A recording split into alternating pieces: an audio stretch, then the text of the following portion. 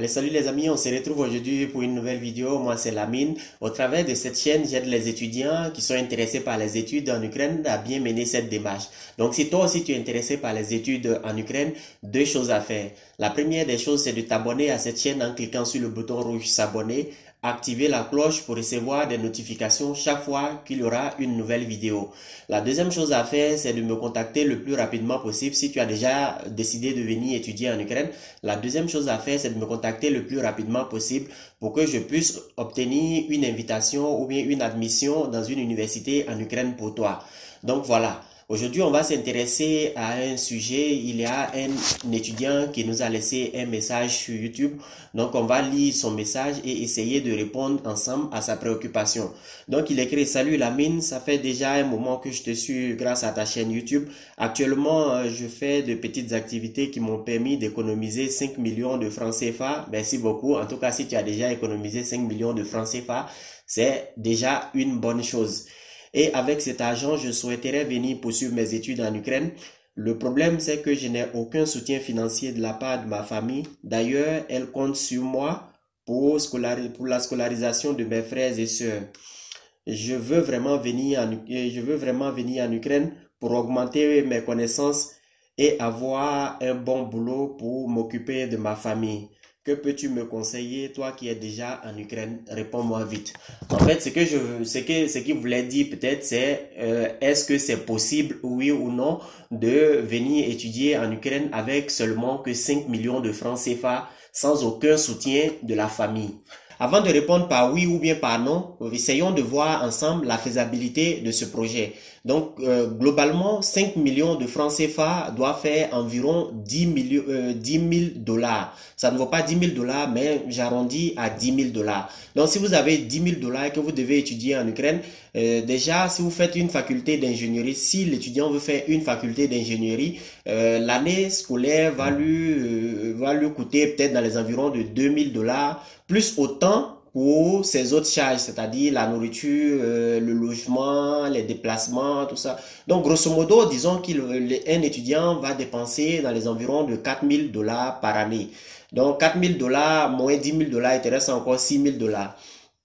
Donc, ce que je veux dire, c'est que si l'étudiant a déjà un diplôme au pays, que ce soit la licence ou bien le master, que ce soit la licence ou bien le BTS, et que l'étudiant veut venir faire seulement le master, voilà, il aura largement de quoi à payer ses études pendant les 1 an et demi qui lui reste. Mais si c'est pour venir étudier en Ukraine et dépenser 4 000 dollars, c'est-à-dire si c'est pour venir étudier en Ukraine et commencer par la première année, deuxième année, troisième année, quatrième année, jusqu'à avoir la maîtrise, qui va lui prendre 5 années, 5 années et demie, par exemple, pour pouvoir avoir la maîtrise. Cet argent ne va pas suffire pour pouvoir étudier en Ukraine.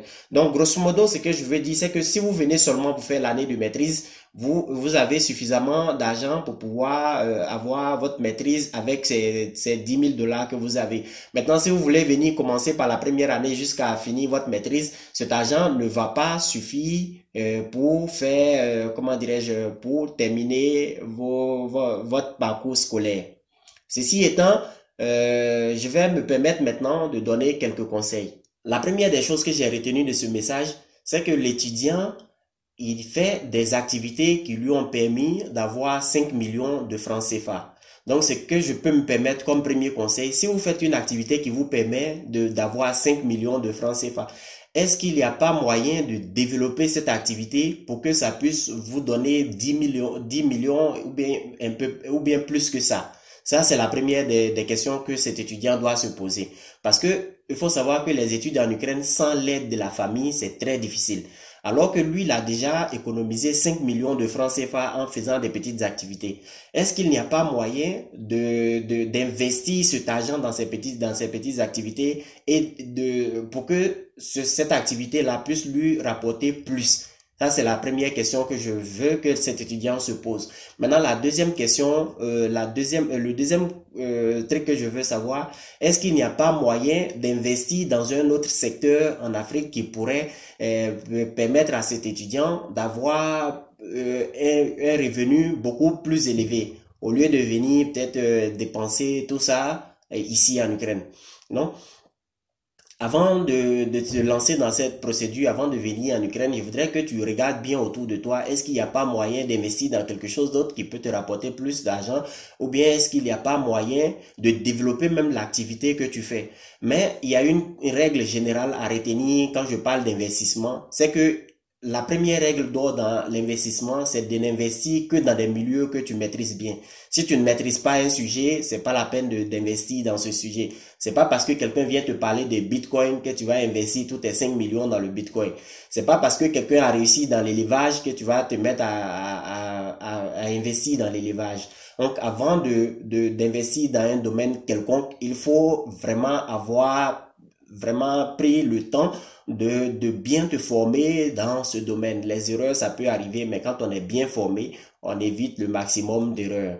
Voilà, ça c'est la première des choses. La deuxième chose à faire, avant d'investir 1 centime, il faut vraiment prendre le temps de bien se former et puis après la formation, commencer l'investissement. Donc ne jamais commencer à investir sans formation. Donc le meilleur moyen même d'investir de l'argent, c'est d'investir en soi-même d'abord dans un premier temps, de bien se former. Ça peut être à travers des livres, ça peut être à travers des chaînes YouTube qui donnent des conseils gratuitement, comment bien investir et comment se former soi-même avant d'investir dans quoi que ce soit. Je sais qu'à l'origine, cette vidéo n'était pas dirigée à l'investissement, mais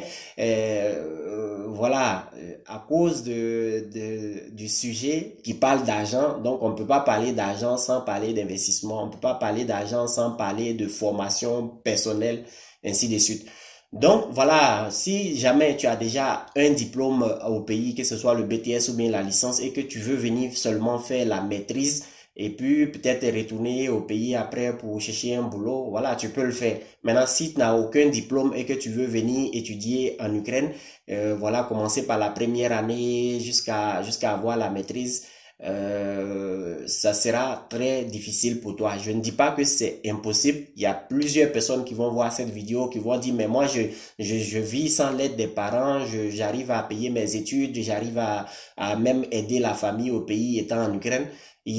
C'est vrai, il y a des gens qui arrivent à faire cela, mais si tu comptes ces gens-là, ils sont très peu nombreux par rapport à tous ces étudiants-là qui ont des difficultés pour s'en sortir. Donc, voilà. Soit tu as déjà fait des études, tu viens, tu te formes, tu fais un master, tu retournes au pays. Soit tu viens avec tes 5 millions, tu étudies avec l'aide d'un parent ou bien quelqu'un qui peut te prêter de l'argent pour étudier.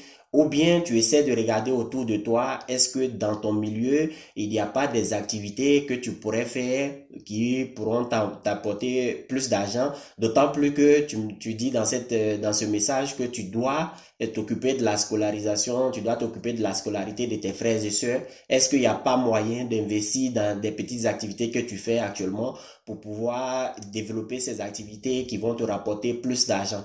Donc voilà, c'était mon petit conseil à travers cette vidéo. Si tu as aimé cette vidéo, n'hésite pas à mettre un pouce bleu en l'air, ça fait toujours plaisir.